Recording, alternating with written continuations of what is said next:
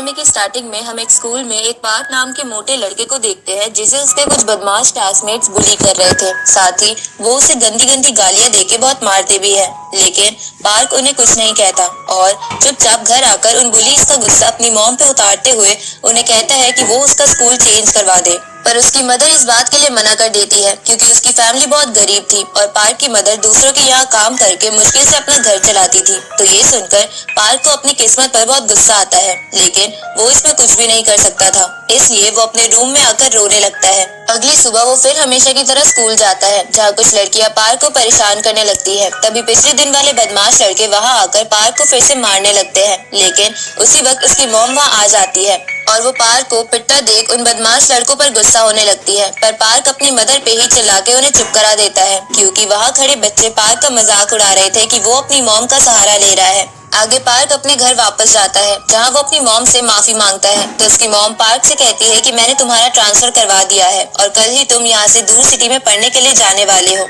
ये सुनकर पार्क को काफी खुशी होती है और वो अगले दिन दूसरी सिटी में रहने के लिए घर किराए पर ले लेता है। साथ ही उसे लग रहा था कि अब उसकी लाइफ बदलने वाली है और वो यहाँ सिटी में अपनी लाइफ अच्छे तरीके से गुजार सकेगा। आगे पार्क उस नई सिटी में आकर वहाँ घूमने लगता है, जहाँ वो गलती से एक लड़की से टकरा जाता है। तभी उस लड़की का फ्रेंड आकर पार्क को बहुत मारता है। साथ ही वहाँ आसपास के लोग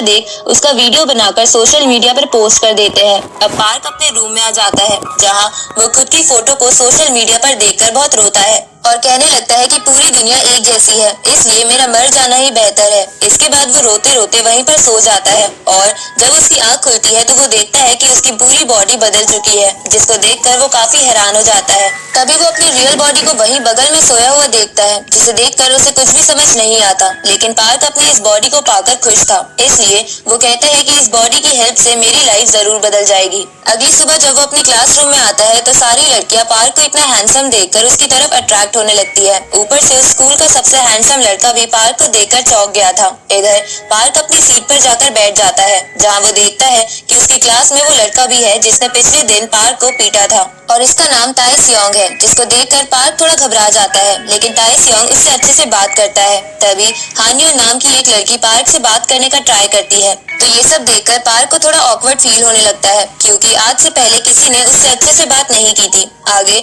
जब पार्क कैंटीन में जाता है तो सभी स्टूडेंट पार्क को देखकर चौंक जाते हैं क्योंकि वो बहुत हैंडसम था।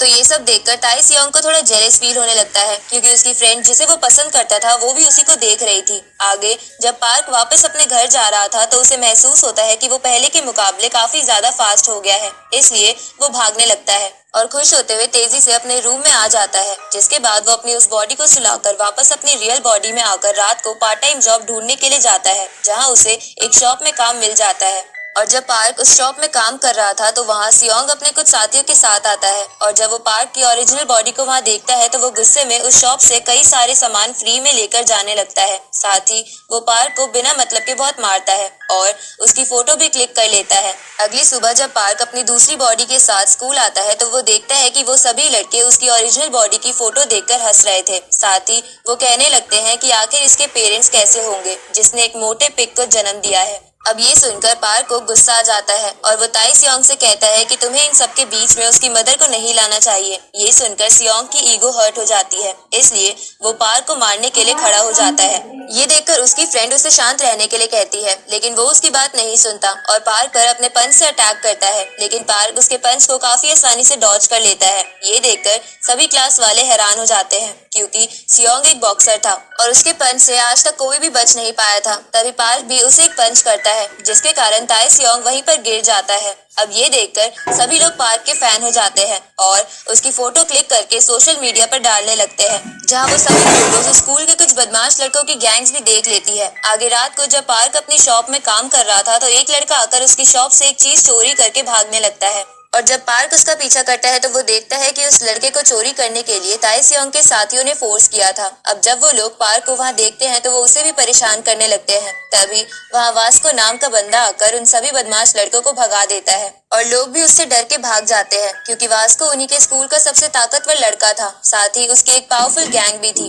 लेकिन वास्को बाकियों की तरह दूसरों को बुली नहीं करता था। अब वो लड़का और पार्क उन्हें बचाने के लिए उसे थैंक यू बोलते हैं। अगली सुबह जब पार्क स्कूल आता है तो थोड़ी देर बाद वहाँ वास्को अपने साथियों के साथ आ जाता है क्योंकि उसने पार्क की वो इमेजेस देख ली थी जब उसने सियोंग को मारा था, जिसकी वजह से वास्को को लग रहा था कि पार्क भी बाकियों की तरह एक बदमाश लड़का है और वो पहले सियोंग को बुली कर रहा था।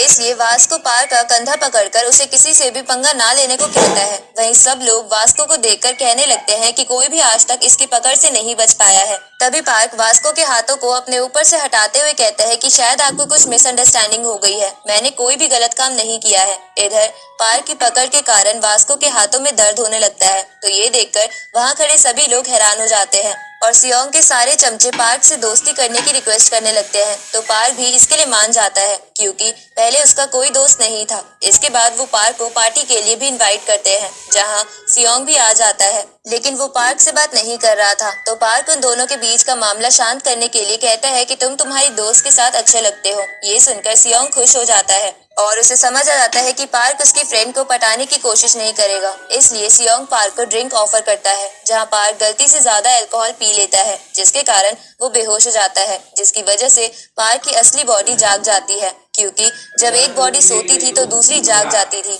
अब ये देखकर पार्क जल्दी से उस जगह पर आ जाता है जहाँ वो सभी लोग पार्टी कर रहे थे। तो पार्क को देखकर सियोंग उससे पूछता है कि मोटे तुम यहाँ क्या कर रहे हो, जिस पर पार्क उन्हें बताता है कि ये मेरा दोस्त है और मैं इसे लेने के लिए आया हूँ। ये सुनकर वहाँ बैठे सभी लड़के हैरान हो जाते हैं। इसके बाद पार्क अपनी नई बॉडी को वहाँ से ले जाने लगता है। तभी वहाँ लगी एक स्ट्रेंथ चेक करने वाली मशीन पर सियोंग पंच मार के पार्क के मोटे रूप को दिखाता है कि वो कितना ताकतवर है। अब सियोंग और बाकी सब वहाँ से चले जाते हैं, जिसके बाद पार्क भी अपनी स्ट्रेंथ चेक करता है, जिसके पंच से पंचिंग बैग ही फट जाता है, लेकिन पार्क इस पर ध्यान नहीं देता और घर चला जाता है। लेकिन वहाँ से जा रहे वास्को की नजर इस पर चली जाती है।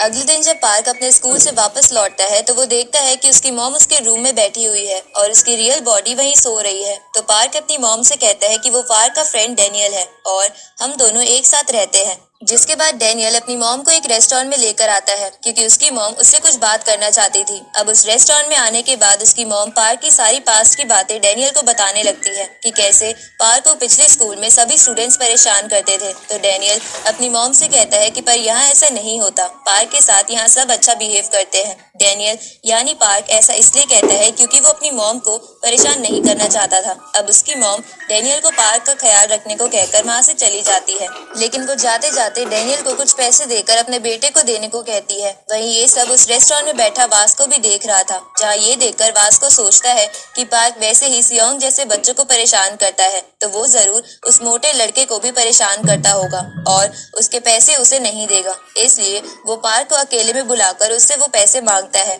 ये सुनकर पार्क को लगता है कि